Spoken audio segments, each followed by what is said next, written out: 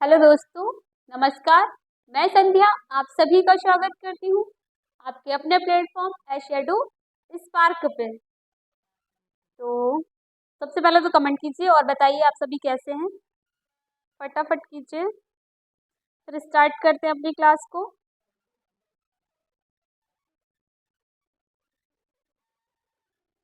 जुड़ जाइए जल्दी जल्दी, तो देखते हैं।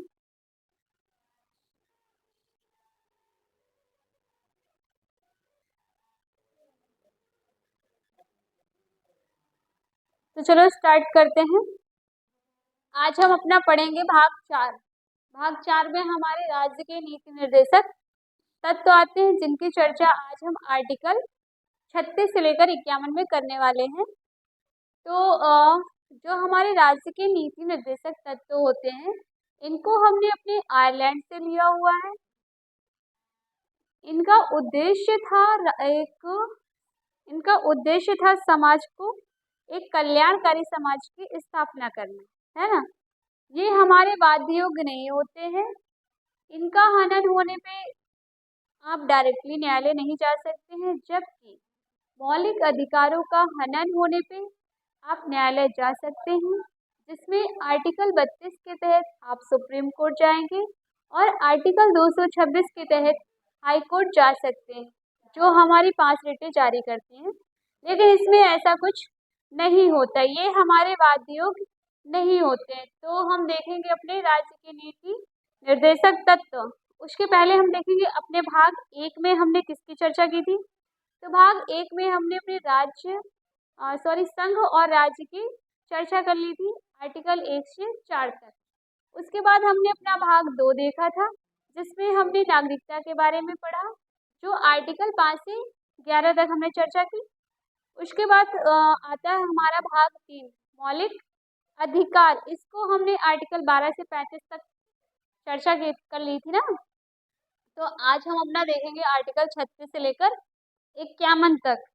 तो हमारा आता है डीपीएसपी। डीपीएसपी का यदि आपसे फुल फॉर्म पूछ लिया जाए तो directive principle of state policy होता है।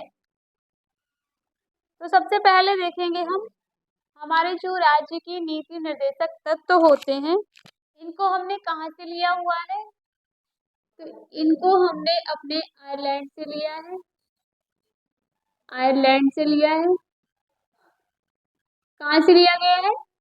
राज्य के नीति निर्देशक तत्वों को हमने कहाँ से लिया है? अपने आयरलैंड से लिया हुआ है। और आयरलैंड ने इसे कहाँ से लिया था? स्पेन से लिया था। हमने तो आयरलैंड से लिया, लेकिन आयरलैंड में इसे स्पेन से लिया गया था, डीपीएसपी को, है ना। ये हमारे इन डीपीएसपी का यदि आपसे पूछे वर्णन किधर है, तो इनका वर्णन हमारे भाग 4 के आर्टिकल 36 से लेकर 51 तक में वर्णित है। इनका उद्देश्य जो होता है, इनका उद्देश्य होता है, इनका तो चल क्यों नहीं रहा यार। इनका उद्देश्य है कल्याणकारी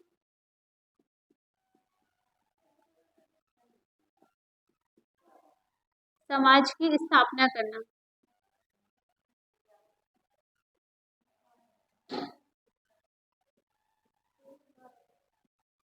ठीक। इस पे हमारे कुछ कथन है, जिसको हम देखेंगे। इम्पोर्टेंट भी है थोड़ा सा और अच्छे भी हैं। तो सबसे पहले हम अपना कथन देखेंगे, इसमें किसने क्या कहा है। ठीक। तो सबसे पहले देखेंगे हम अपने देखेंगे केटी शाह के अनुसार केटी शाह ने क्या कहा था। केटी शाह ने डीपीएसपी को बताया कि जो हमारे नीति निर्देशक तत्व हैं, ये एक चेक के समान है, जिनका भुगतान बैंक अपनी इच्छा अनुसार करती है। ये किसने कहा था? तो केटी शाह ने कहा था। केटी शाह ने क्या कहा था? नीति निर्देशक तत्व या डीपीएसपी, नीति निर्देशक तत्व उस चेक के समान है, उस चेक के समान है, समान है, जिनका भुगतान, जिनका भुगतान बैंक अपनी इच्छा अनुसार करता है।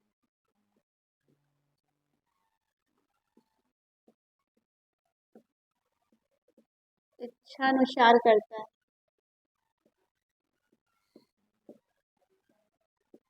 ये किसने कहा था? तो ये कहा था हमारे, किसने कहा था? अभी हमने बताया था आपको, किसने कहा था? फटाफट कमेंट करो। एक, हाँ हाँ भैया बंद कर ले, आप जाओ। हाँ,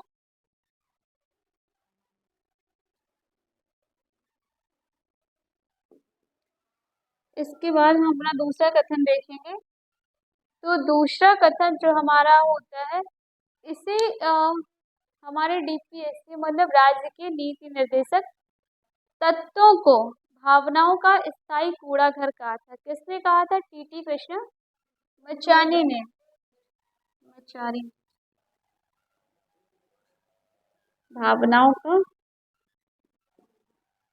भावनाओं का कूड़ा घर।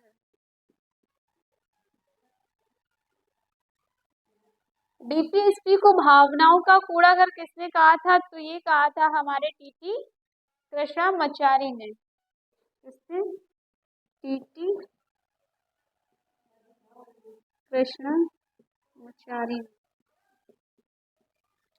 इसके बाद हमारा नेक्स्ट कथन आता है, तो ये आता है हमारा धार्मिक उपदेश। डीपीएसपी को धार्मिक उपदेश किसने कहा था?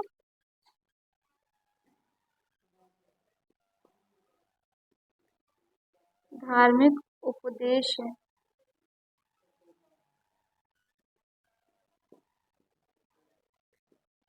तो अगर आपसे पूछे कि डीपीएसपी को धार्मिक उपदेश किसने कहा था, तो ये हमारे कहा था केसी व्हीलर द्वारा कहा गया। किसके द्वारा? केसी व्हीलर द्वारा।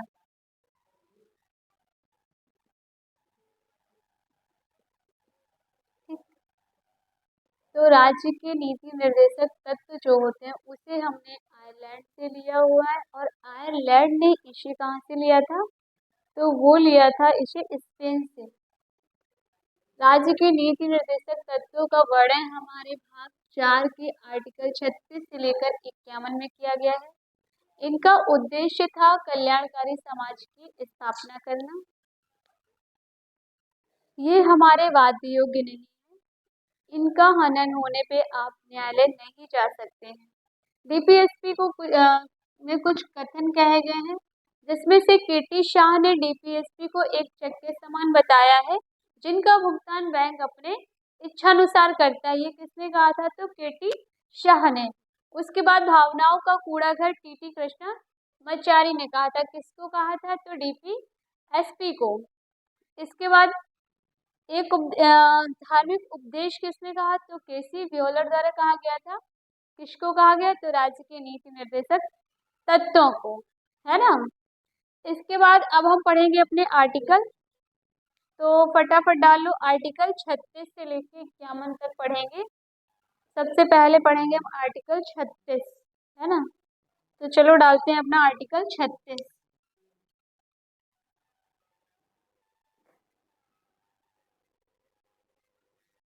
आर्टिकल 36 डालिए, डालो आर्टिकल 36। आर्टिकल 36 में किसका वर्णन है? आर्टिकल 36 में हमारी परिभाषा है। क्या है? आर्टिकल 36 में परिभाषा है। उसके बाद हमारा आर्टिकल 37 आता है। तो आर्टिकल 37 में हमारे कहा गया है, ये जो डीपीएसपी हमारा है वो न्यायालय द्वारा लागू नहीं कराया जा सकता है, ये क्योंकि ये हमारा वाद्य योग्य नहीं है। तो क्या कहा गया है? इसे न्यायालय द्वारा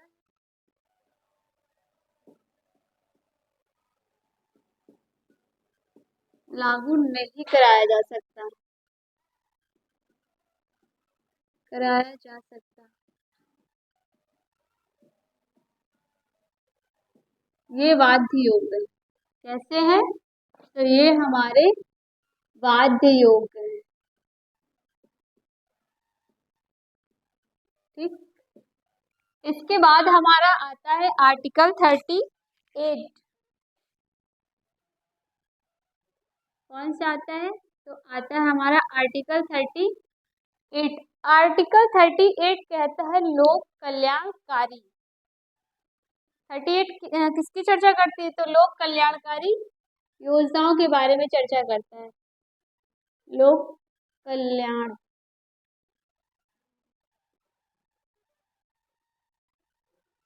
ठीक। लोक कल्याण का मतलब क्या होता है? तो लोक कल्याण का मतलब है लोगों को यदि भूख है तो उन्हें राशन दिया जाए, उन्हें पेंशन दी जाए, है ना, ये सब उनको करा जाए। जैसे कि इस समय देखो, स्वास्थ्य के लिए आपने आयुष्मान कार्ड बनाया हुआ है, और राशन के लिए राशन कार्ड सरकार द्वारा बनाया गया है, सरकार के द्वारा राशन भी दिया जा रहा है। आयुष्मान पे आपको मुफ्त इलाज दिया जा रहा है। तो ये सब हमारा लोक कल्याणकारी योजनाओं के अंतर्गत आता है। इसमें क्या आएगा? जैसे हमारा राशन कार्ड है, राशन कार्ड हो गया, आयुष्मान कार्ड हो गया आपका, आयुष्मान कार्ड, ये सब किसके तहत बन रहे हैं? तो हमारे आर्टिकल 38 के तहत लोक कल्याणकारी योजनाओं का ये एक हिस्सा है। जो आयुष्मान कार्ड इस समय बन रहे हैं ना, वो हमारा एक लोक कल्याणकारी योजनाओं का हिस्सा है। इसके बाद आता है हमारा आर्टिकल 39। तो जो हमारा आर्टिकल 39 है, आर्टिकल 39 कहता है समान कार्य पर समान वेतन। किसकी चर्चा करता है? समान कार्य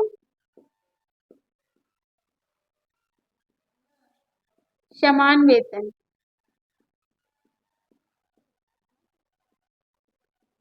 मतलब आप लिंग के अनुसार कोई भेदभाव नहीं करेंगे।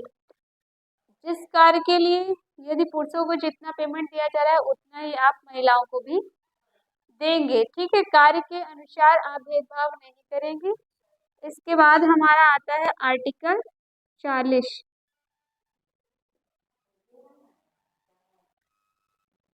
तो आर्टिकल 40 में हमारे ग्राम पंचायतों का संगठन किया गया है। क्या हुआ है?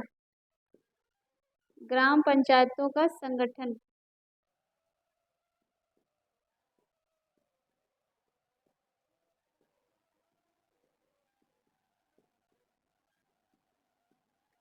ग्राम पंचायतों का संगठन आर्टिकल हमारे 40 में। इसके बाद हमारा आता है आर्टिकल 41। समझ में आ रहा है? कमेंट करो एक बार जरा, हम देख रहे हैं। इसके बाद हमारा आता है आर्टिकल 41। तो आर्टिकल 41 में क्या है? कुछ दशाओं में सरकारी सहायता, अरे कुछ दशाओं में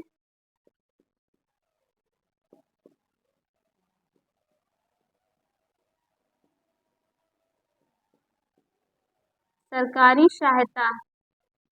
सरकारी सहायता से मतलब होता है आपको काम दिया जाए। यदि जनता के पास काम नहीं है, वो सरकार से काम मांग सकती है और उसे सरकारी सहायता दी जाएगी। जैसे हमारा नरेगा हो गया, है ना, या दिव्यांगों के लिए पेंशन हो गई, विकलांगों के लिए पेंशन हो गई, वृद्धा पेंशन हो गई। ये सारा हमारा आर्टिकल 41 में ही आएगा। कुछ दशाओं में सरकारी सहायता, या आप सिर्फ इतना याद रखिए, सरकारी सहायता। ठीक। इसमें हमारा क्या आता है? तो आर्टिकल 41 में हमारा आता है काम, आप सरकार से काम मांग सकते हैं। इसी में ये हमारा नरेगा आएगा, सब इसी में आता है। और पेंशनें भी। ठीक। इसके बाद हमारा आता है आर्टिकल 42। तो आर्टिकल 42 कहता है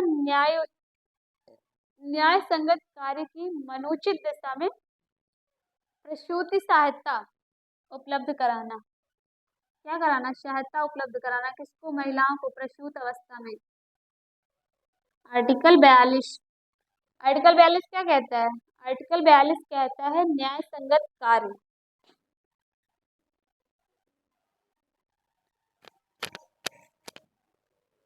न्याय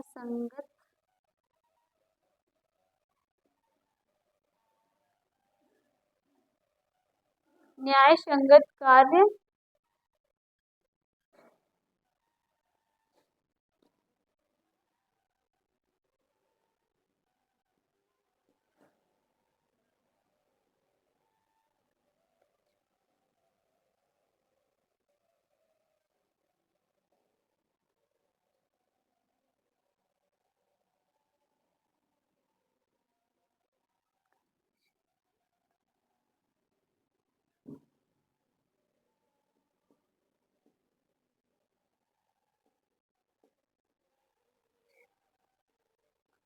दशा में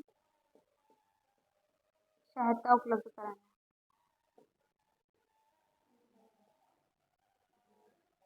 उपलब्ध कराना। ठीक। तो देखो आर्टिकल 36 में आर्टिकल 36 में हमारे डीपीएसपी की परिभाषा की चर्चा की गई है। तो आर्टिकल 36 में हमारा क्या है? परिभाषा। आर्टिकल 37 में हमारे न्याय द्वारा लागू नहीं कराया जा सकता। किसको? तो डीपीएसपी को। ये हमारे वाद योग्य नहीं होते हैं। उसके बाद आता है हमारा आर्टिकल 38। इसमें लोक कल्याणकारी योजनाओं के बारे में चर्चा की गई है। जैसे हमारा राशन कार्ड हो गया, आयुष्मान कार्ड हो गया, जैसे मतलब आपको सरकार द्वारा लोक कल्याणकारी कुछ योजनाएं चलाई जाती हैं जिसके तहत गरीब लोगों को जैसे राशन कार्ड वितरित, यदि आपको राशन की जरूरत है, आपको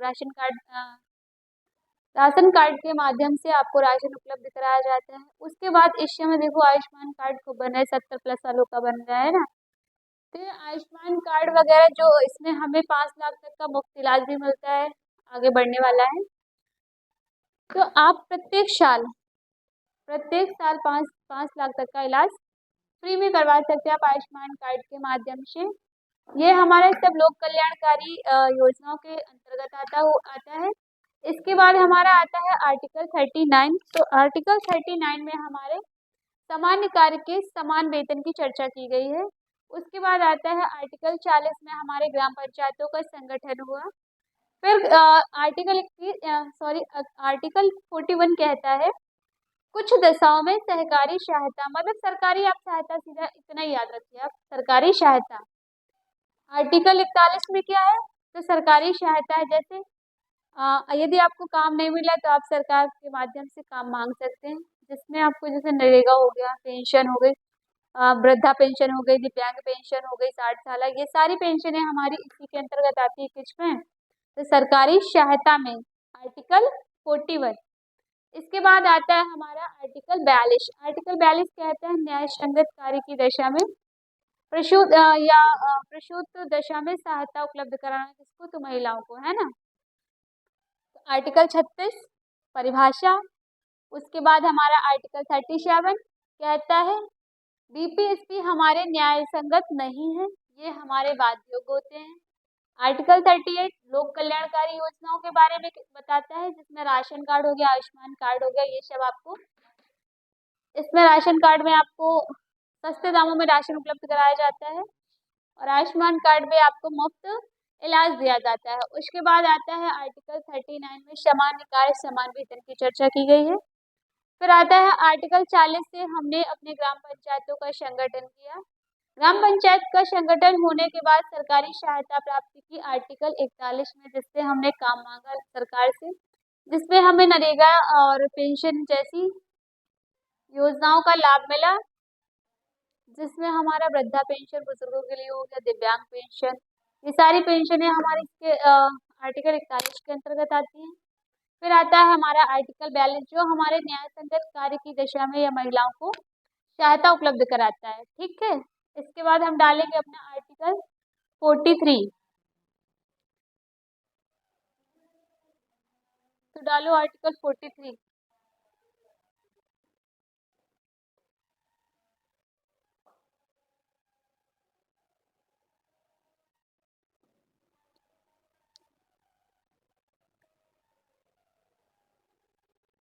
आर्टिकल 43 उद्योग प्रबंधन में कामगारों की भागीदारी। आर्टिकल 43 में किसका वर्णन है? तो आर्टिकल 43 कहता है उद्योग प्रबंधन में कामगारों की भागीदारी।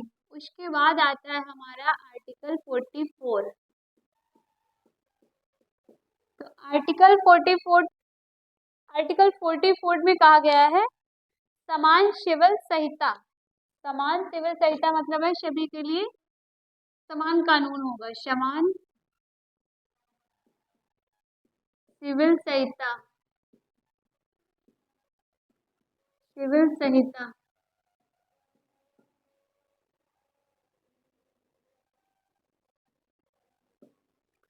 ठीक, इसके बाद आता है हमारा आर्टिकल 45। समान सिविल संहिता का मतलब होता है कि सभी धर्मों के विवाह, तलाक और किस शर्तों में समान रहेंगी। इनकी विवाह की रीतियां भी अलग अलग इनके विवाह की रीतियां तो अलग हो सकती हैं। समान सिविल संहिता में कहा गया है किसी भी धर्म का विवाह एक ही समान होगा। इनके मतलब जो हमारे विवाह की रीतियां हैं वो अलग हो सकती हैं, लेकिन विवाह और तलाक की शर्तें सेम होंगी। समान सिविल संहिता में क्या कहा गया है?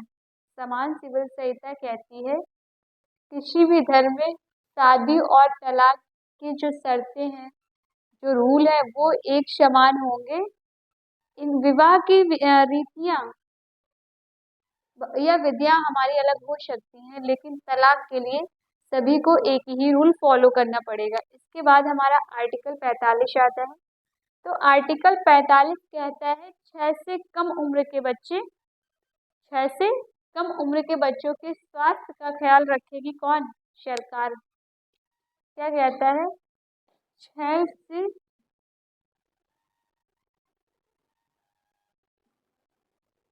साल से कम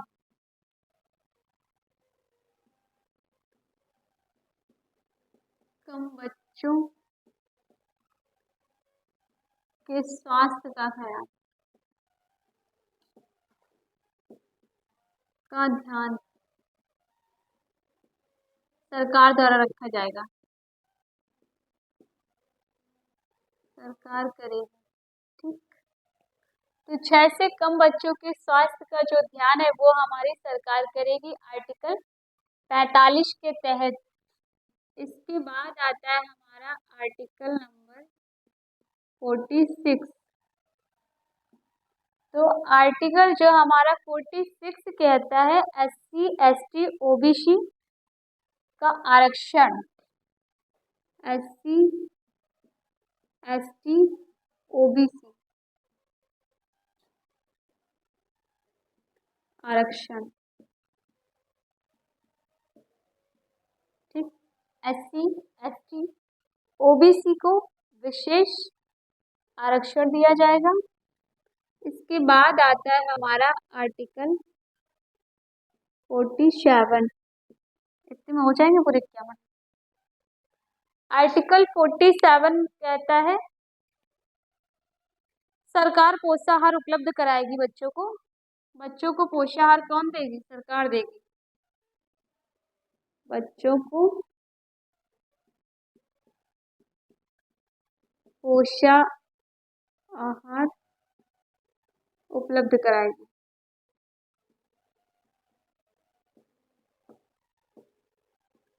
किस आर्टिकल से? तो आर्टिकल 47 भाग 4। इसके बाद आता है हमारा आर्टिकल 48।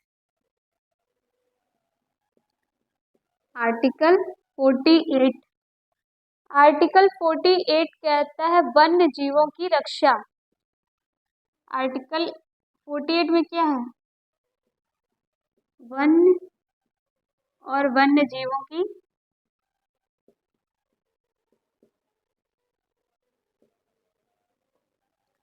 वन्य जीवों की रक्षा। आर्टिकल किसमें है? आर्टिकल 48 के, अगर इसके अंदर पूछे तो 48 के काम में वैसा रखा गया है, ठीक है। इसके बाद आता है हमारा आर्टिकल 49। इसके बाद आता है हमारा आर्टिकल 49। तो सरकारी स्मारक जो है हमारे, उनकी सुरक्षा कौन करेगा? सरकार करेगी। राष्ट्रीय स्मारकों की सुरक्षा।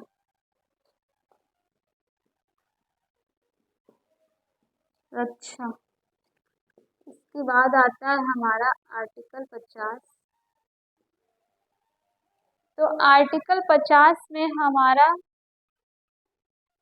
कार्यपालिका से न्यायपालिका को अलग करता है। आर्टिकल 50 क्या करता है? ये कार्यपालिका को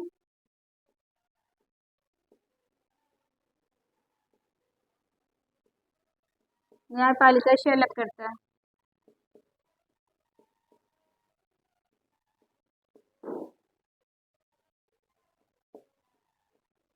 कार्यपालिका को न्यायपालिका से अलग कौन करता है? तो आर्टिकल 50।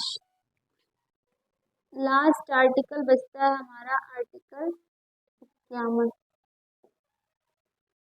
तो आर्टिकल 51 में हमारे अंतरिक्ष शक्तियों को बढ़ावा दिया गया है। किसको दिया गया है? अंतरराष्ट्रीय शक्तियों को बढ़ावा दिया गया है।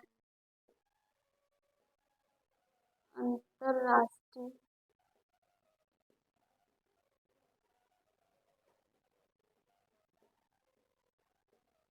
शक्तियों को बढ़ावा।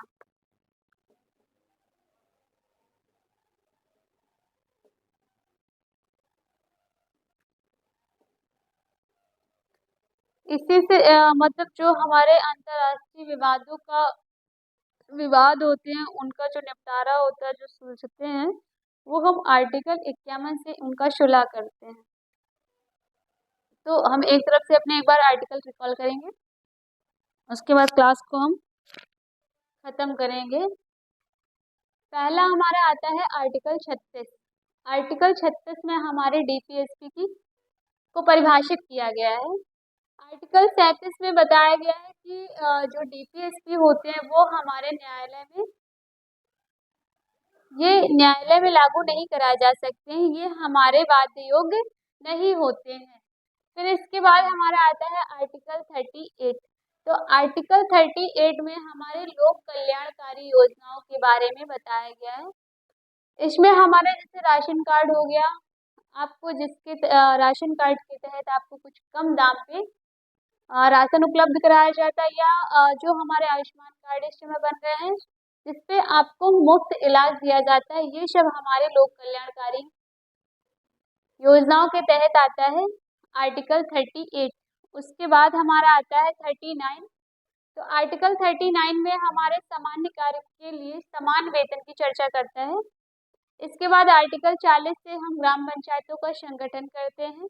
आर्टिकल 41 में हम सरकारी सहायता करेंगे, सरकार से सहायता मांगेंगे, सरकारी सहायता ले सकते हैं। उस पर हम सरकार द्वारा काम मांग सकते हैं, जिसमें हमें नरेगा या पेंशन जैसे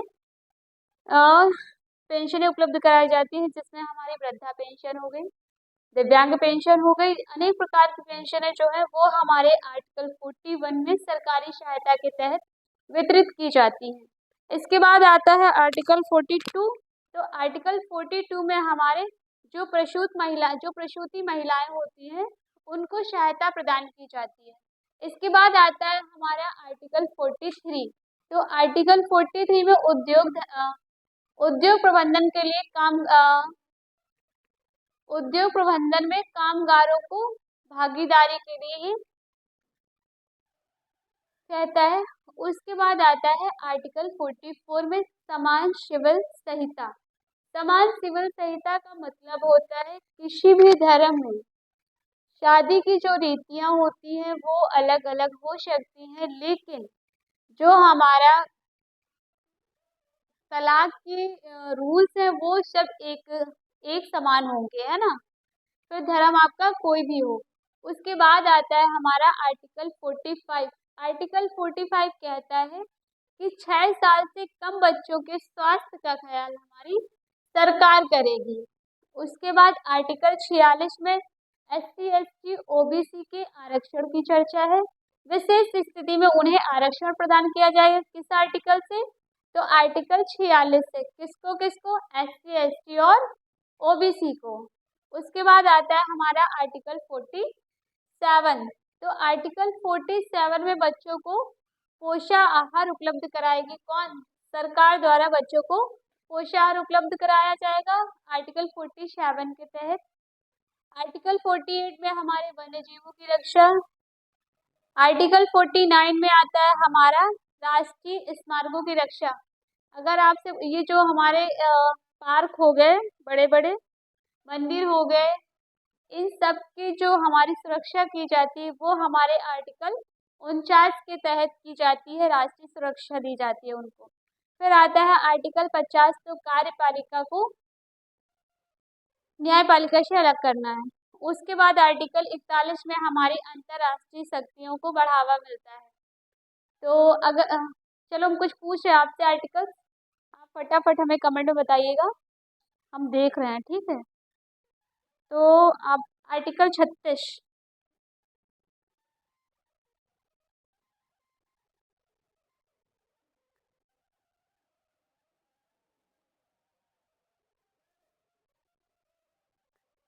आर्टिकल 36 में हमारे डीपीएसपी को परिभाषित किया गया है ना।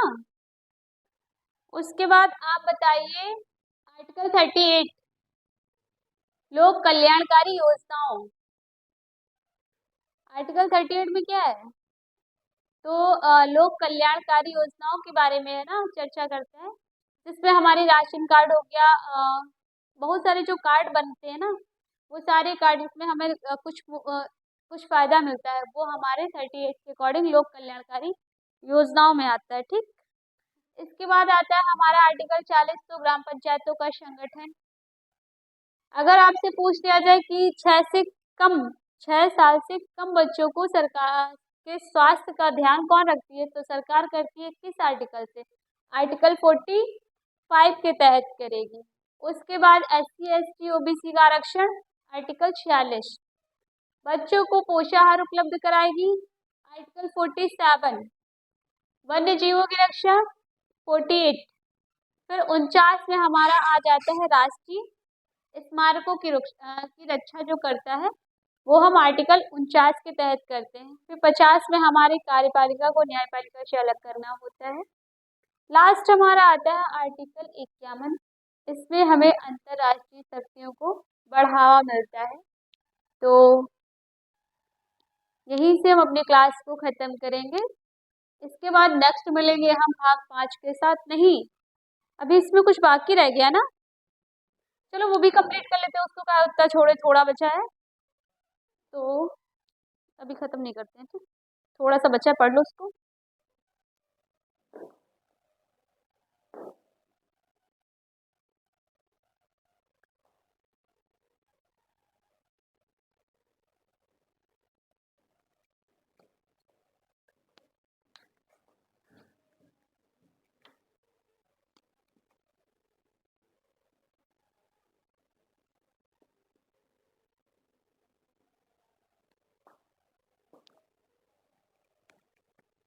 चलो हम देखेंगे अपना मूल अधिकार और नीति निर्देशक तत्वों के बीच अंतर क्या होता है, ठीक है। तो हम एक तरफ लिखेंगे, क्या देखेंगे हम देखेंगे मूल अधिकार और नीति निर्देशक तत्वों के बीच अंतर। तो एक तरफ हम डालेंगे अपना मूल अधिकार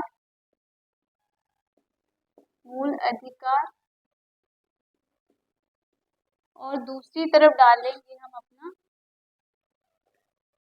नीति निर्देशक तत्व। क्या डालें, नीति निर्देशक तत्व। फटाफट डाल लो, ठीक है, फिर खत्म करते हैं यहीं से, बस लास्ट है। तो जो हमारे मूल अधिकार होते हैं वो बताओ कहाँ से लिया गया है, तो मूल अधिकार को हमने कहाँ से लिया है? इसको हमने यूएसए से लिया हुआ है, जबकि नीति निर्देशक तत्वों को हमने कहाँ से लिया है? इनको हमने आयरलैंड से लिया है। कहाँ से लिया है? आयरलैंड से। ठीक। उसके बाद हमारे जो मूल अधिकार होते हैं ये हमारे किस भाग में वर्णित है? ये बताओ किस भाग में वर्णित है? तो ये हमारे भाग 3 में वर्णित है, जबकि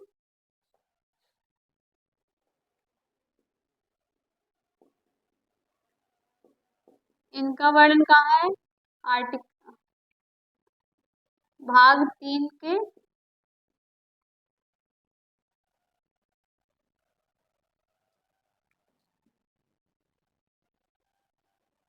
इसमें आता है हमारा आर्टिकल 12 से 35। ठीक। और जो हमारे नीति निर्देशक तत्व हैं इनका वर्णन हमारा मिलता है किसमें? तो इनका वर्णन है हमारे भाग 4 के आर्टिकल 36 से 51 के बीच। ठीक। और जो हमारे मौलिक अधिकार है ये हमें जन्म से प्राप्त होते हैं। मौलिक अधिकार हमें कब से प्राप्त होते हैं? तो ये हमें जन्म से प्राप्त है। जन्म से प्राप्त है। और ये जब जन्म से प्राप्त है ये नैसर्गिक होते हैं। ठीक है। इन्हें हमें सरकार द्वारा लागू किया जाता है। क्या? ये तो जो हमारे मूल अधिकार होते हैं वो हमें जन्म से मिल जाते हैं, जबकि नीति निर्देशक तत्व सरकार द्वारा लागू किए जाते हैं। क्या किया जाता है? इसे सरकार द्वारा लागू किया जाता है। सरकार द्वारा लागू किया जाता है।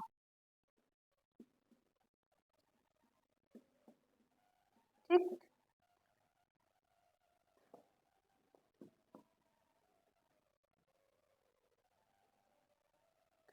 ये हमारे न्यायालय द्वारा परिवर्तनीय है। हमने कहा था ना, यदि आपके जो मूल अधिकार हैं वो किसी और के मौलिक अधिकारों का यदि हनन करेंगे तो आपके अधिकारों को कम कर दिया जाएगा, है ना।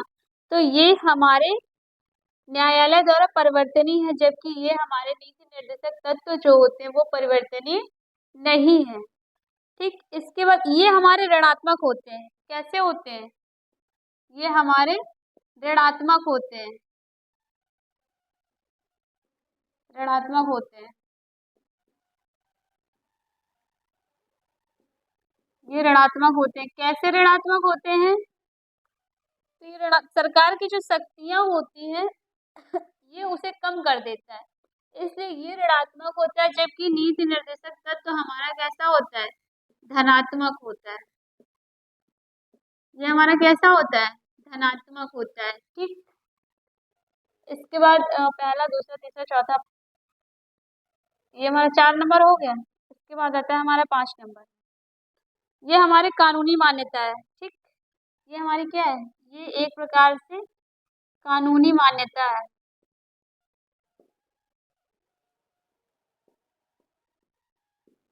और जबकि ये हमारा एक राजनैतिक मान्यता है। ये कैसी मान्यता है? तो राजनैतिक मान्यता है। राजनैतिक मान्यता है। ठीक।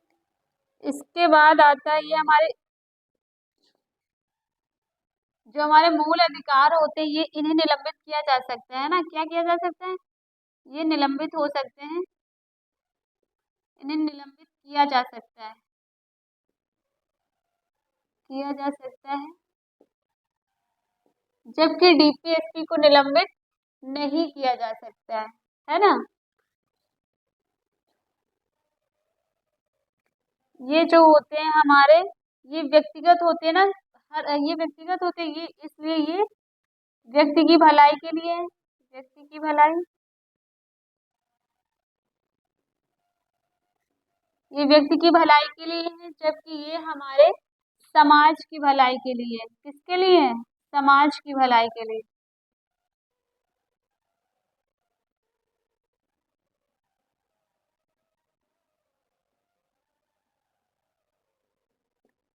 तो यदि आपसे पूछा जाए कि जो हमारे मूल अधिकार होते हैं उनको हमने कहाँ से लिया था?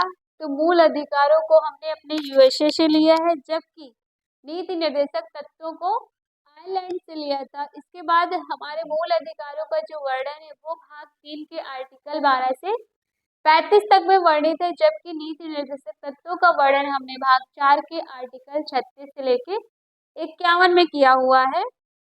उसके बाद जो हमारे मूल अधिकार होते हैं वो हमें जन्म से प्राप्त होते हैं, जबकि नीति निर्देशक तत्व हमें सरकार द्वारा लागू किए जाते हैं। मूल अधिकार हमारे ऋणात्मक होते हैं, क्योंकि यदि हमारे मूल अधिकारों से किसी अन्य के मूल अधिकारों का हनन होता है तो हमारे मूल अधिकारों को कम किया जा सकता है, इसलिए ये हमारे ऋणात्मक होते हैं। नीति निर्देशक हमारे ऋणात्मक नहीं होते, ये धनात्मक होते हैं, क्योंकि इनको कम ज्यादा नहीं किया जा सकता है। इसके बाद ये हमारी कानूनी मान्यता है, जबकि नीति निर्देशक तत्व हमारा राजनीतिक होते हैं। इन्हें निलंबित हम कर सकते हैं, मूल अधिकारों को निलंबित किया जा सकता है, जबकि नीति निर्देशक तत्वों को निलंबित नहीं किया जा सकता है।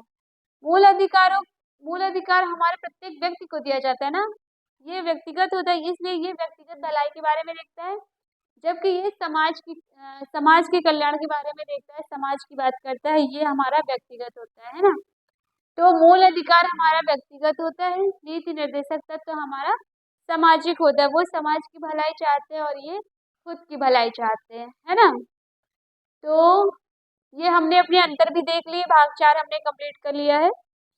भाग 4 में हमने आर्टिकल 36 से 51 तक सारे आर्टिकल्स देख लिए।